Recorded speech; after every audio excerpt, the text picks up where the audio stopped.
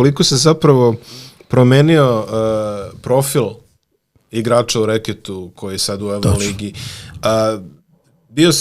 Bio sam u nekoj prednovogodišnjoj kupovini, ali tako nešto drugi, treći januar, kad je Partizan igra trećega, ja mislim. Da. I bio sam u kupovini baš taj dan, nešto tamo na Novom Beogradu i Tyreek Jones je bio ispred mene u redu. Da. I dok se nije okrenuo, dok sam vidio da Tyreek Jones je neki back.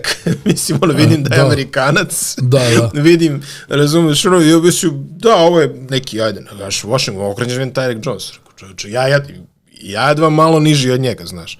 Sad ona piše 203, vaš, brate, jedno 199. Da.